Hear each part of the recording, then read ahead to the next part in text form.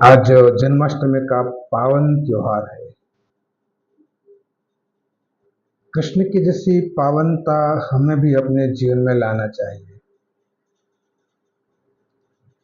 हर घड़ी के ऊपर अपनी प्रसन्नता, अपनी माधुर्यता, अपने सहज स्वभाव में जो जीते हैं वो कृष्ण है। कृष्ण को हमने छोटे छोटे दायरों में बांट दिया, विराट अस्तित्व को विराट नहीं रहने दिया। जहां देखो वहां कृष्ण को अपने ढंग से लोग अपने ढंग से सोचने लग गए। कृष्ण के ढंग से सोचने के किसी को सोचे ही नहीं। जो भी सोचा अपने ढंग से सोचा। अब गीता ही देख लो। गीता में जिसको जो आया वो बोल दिया।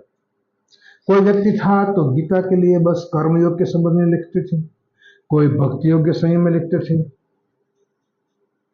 कोई ज्ञान योग, कोई योग के बारे में, कोई वेदांत के बारे में। जिसको जो आता था वो अपने ढंग से कृष्ण को बातों को सिद्ध करना चाहते थे। कृष्ण क्या कहना चाहते थे ये तो कृष्ण ही जानते थे, लेकिन हमने कृष्ण को समझने की कोशिश ही नहीं की। कृष्ण एक ऐसा अद्भुत व्यक्ति था जिनके द्वारा हमें कई गीताएं मिल सकती थी,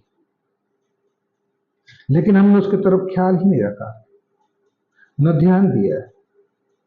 बचपन से या तो जन्म से लेकर मृत्यु तक कहो, कृष्ण को हमने युद्ध के मैदान में खड़े कर दिए। और अर्जुन जैसा व्यक्ति भी रण मैदान में कोई गीता का उपदेश सुनने थोड़ा बैठे थे।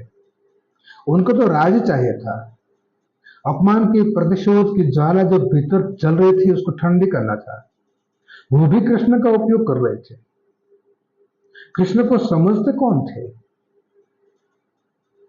मुझे नहीं लगता है कि पूरे कृष्ण के जीवन में समझने वाले उस समय बहुत कम लोग हैं। उसमें से कोई कोई व्यक्ति है जिसको मैं कहता हूं एक विदुर है जो कृष्ण को ठीक समझते थे। राधा थी, भोले भाले ग्वालो थे, कुछ गोपाले थे जो कृष्ण को समझने की कोशिश करते थे लेकिन समझ नहीं पाते थे। विराट को क्षुद्र कभी समझ नहीं पाते। कृष्ण एक विराट वृक्ष था और बाकी के लोग उसकी छोटी छोटी पत्ती थी। पत्ती कभी भी वृक्ष की थाह नहीं ले सकती। लेकिन कृष्ण को बोलने का हमने मौका ही नहीं, अवसर ही नहीं दिया। बुद्ध कहते हैं कि 40 साल की उम्र से बोलना शुरू किया, 80 या 42 साल तक यानी 42 साल तक वो बोलता रहा। और बुद्ध की गरिमा उसी में थी कि उसके पूर्व जो भी हुए उनके बारे में बुद्ध ने कभी भी उल्लेख नहीं किया। उनके एक भी प्रवचन में कभी उन्होंने राम, कृष्ण, शंकर आदि जो भी हमारे देवी देवता थे उनका कहीं उन्होंने उल्लेख नहीं किया। खुद के बल के ऊपर वो जीवन भर बोले और किसी की सहाय की जरूरत क्या थी? अपने अनुभव के बल के ऊपर जब बोलना है तो क्या किसी शास्त्रों का किसी और पुराना पूर्वज जो हुए थे उनके समर्थन की जरूरत पड़े? समर्थन की जरूरत उनको पड़ती है जिनको अपने भीतर संशय होता है, कुछ संवेदना जाग नहीं पाती है, कुछ भीतर सोई हुई चेतना और सो जाती है। उन लोगों के लिए है कि भाई औरों का सहारा लो। कृष्ण चाहते तो कई गीता मिल सकती थी। कौटिल्य तो चाणक्य से भी बड़ी गीता अगर हमें कृष्ण और शकुनी का संवाद होता तो मिलती। नीतियों के बारे में अगर विदुर से बातें होती कृष्ण की, तो विदुर की नीति जो उनकी भी बड़ी नीति हमें मिलती। राजनीति के संबंध में अगर भीष्म से चर्चा होती तो राजनीति के संदर्भ में बहुत मिलता।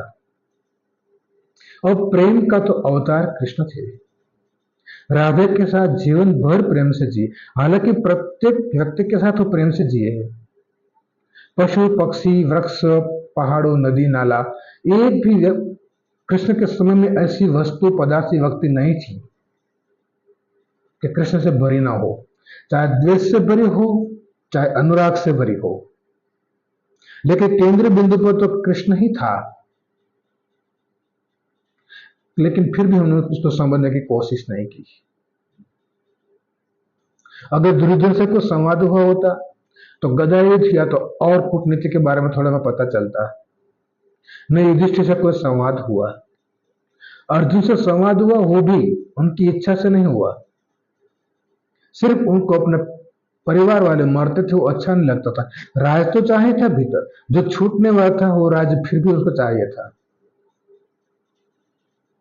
वो समझ ही नहीं पाते थे क्या कर रहे, वो असमंजस स्थिति में था। तो कृष्ण ने उसको ठीक समझने की कोशिश की, और उसी को आज हम लेके चलते हैं कि कृष्ण की गीता सर्वश्रेष्ठ गीता है। माना कि है, लेकिन कृष्ण की गीता से कितने लोग आध्यात्मिक ऊंचाई पर जाने की इच्छा रखते हैं। पाठ कर लेना, पूजा कर लेना, दिया बत्ती कर लेना, ये एक बात है, और कृष्ण की गीता से स्वयं की चेतना को उजागर करना दूसरी बात है।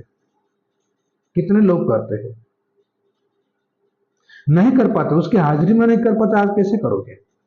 और जो गिने गिनाए लोग थे जो पहुंचे हो भी, जैसे आचार्य शंकर, ज्ञानेश्वर, उन्होंने जो टिक्का उनके बारे में लिखी, जो विवरण लिखा, अपने अनुभव के बल के ऊपर लिखा,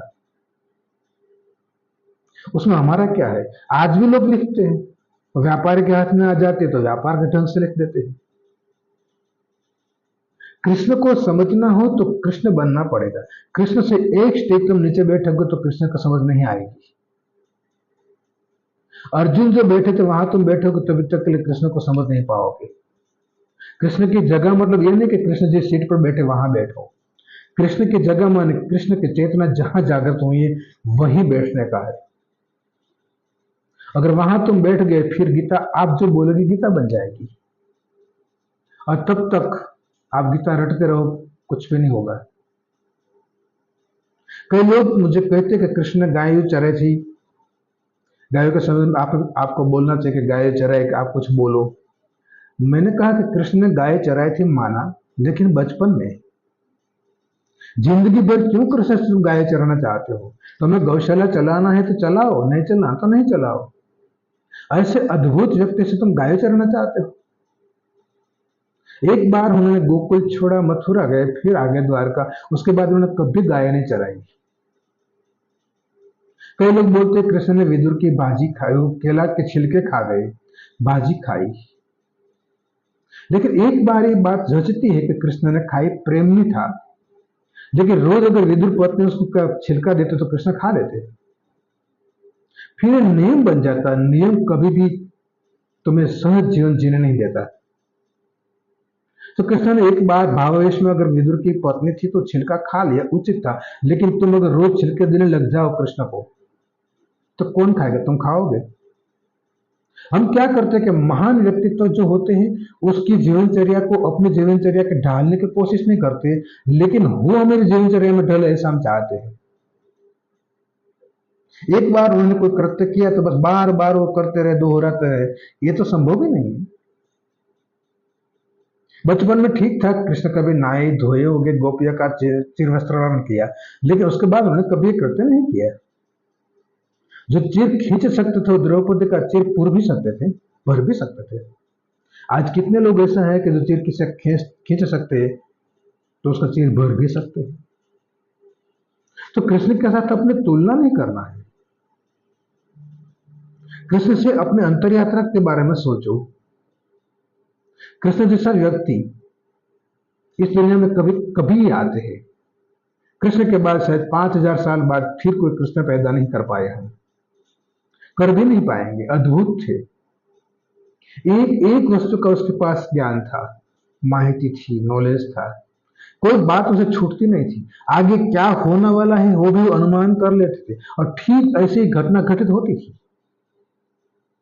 क्योंकि बहुत सोच विचार से पर हो चुके थे, और जो आदमी सोच विचार से पर हो गए हो उनके लिए जगत की छोटी मोटी घटना महत्वपूर्ण नहीं होती। हमारे लिए या तो अर्जुन या तो युधिष्ठिर या तो दुर्योधन के लिए महाभारत महत्वपूर्ण थे। कृष्ण के लिए तो क्रीड़ा था, खेल था।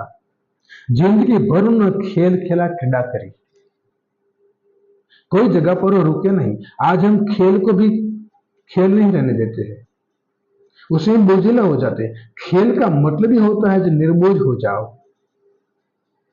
एक क्रीड़ा है, करते जाओ। आज तो खेल के पीछे कितना आयोजन करना पड़ता है। जिंदगी को हमने खेल बना दिया। सच में खेल बनाना चाहिए, लेकिन खेल को भी हमने जिंदगी बना दिया। क्या हम कर रहे हैं हमें पता ही नहीं चलता है। जो नैसर्गिकता था उसी को खेल बोलते थे। जैसे बच्चे नैसर्गिक खेलते हैं, मकान बनाते हैं, नदी के पट पे जाते हैं, तो हमने भी बनाए थे। शाम होती है, मकान तोड़कर घर लौट आते हैं। रात लड़ते भी थे, मित्र थे साथ में, लेकिन कोई द्वेष नहीं था। दूसरे दिन फिर बना देते थे। एक खेल था, एक क्रीड़ा थी। आज हम क्या करते हैं? कृष्ण से कुछ सीखना हो तो बहुत सीखना मिलता है। पूजा कर लेना, मंदिर जाना, मूर्तियां बना देना, नहलाना धोला देना, वस्त्र परिधान करा देना, ये सब छोटी बचकानी बातें हैं। अंतर यात्रा की तरफ आगे बढ़ो, तुम्हें ख्याल आएगा कृष्ण के भीतर क्या है। जिस दिन तुम्हारे भीतर और कृष्ण के भीतर की चेतना एकाकार हो जाएगी, तभी तुम कृष्ण को समझ पाओगे। एकाकार नहीं हो तभी तक के मंदिर जाओ, घंटी बजाओ, दो चार लोग आ जाएंगे तो आपके घंटे का रंग बदल जाएगा, मंत्रोच्चार बदल जाएगा। कोई नहीं होगा तो आपका मंत्र अपने ढंग से होता होगा, आपकी पूजा आरती अपने ढंग से होती होगी। आप किसके साथ धोखाधड़ी कर रहे हो? खुद के साथ है तो ईश्वर के साथ। क्यों ये कर रहे हो? जो भी करो ईमानदारी से करो, पूजा मानकर करो। मैं बोल रहा हूं तो पूरी ईमानदारी से बोलो, धोखाधड़ी मत करो। सुन रहा हो तो पूरी ईमानदारी से सुनो, देख रहा हो तो पूरी ईमानदारी से देखो, और सब जगह उसी को ही देखो, उसी को ही सुनो, उसी को निहारो, उसी के संदर्भ में बोलो। यही तो जीवन का राज है। ये मैं नहीं कहता कि हर बार जाकर गांव के बीच में जाकर कृष्ण कृष्ण करने लग जाओ। मेरा कहने का मतलब यह नहीं है। भीतर से परिवर्तित होना, बाहर दिखावा नहीं करना है। आज हुआ क्या? बाहर दिखावापन, दो चार माला लटका देंगे गले में, हाथ में, हो गया भगत। थोड़ी बहुत कृष्ण के संदर्भ में बात कर लगी, और तुम्हारा अनुभव क्या कहता है वो तो तुम बोल ही नहीं पाओगे। भीतर की चेतना अगर उजागर एक बार हो गई, फिर कृष्ण के नकल नहीं करना पड़ेगा। फिर गौशाला चलाओ, आपकी मर्जी, न चलाओ, आपकी मर्जी। चोरी करो, मक्खन की कृष्ण करते थे, करो, बचपन में मना नहीं है। बचपन अगर जिंदगी भर तुम साथ रख के चल सकते हो, ऐसा निर्दोष और सहज तुम्हारा हृदय है, तुम्हारा मन है, तब तो कभी भी कर सकते हो। तब तो कर्ता भाव से मुक्त हो जाओगे, भोक्ता भाव से भी मुक्त हो जाओगे। फिर तुम्हारे द्वारा जो भी होगा, खेल होगा, क्रीड़ा होगी। कृष्ण का पूरा जीवन खेल और क्रीड़ा से भरा था।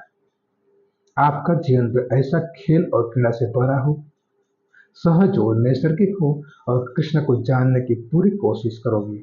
यही अपेक्षा के साथ आज के जन्माष्टमी पर आपसे मैं विदा लेता हूँ।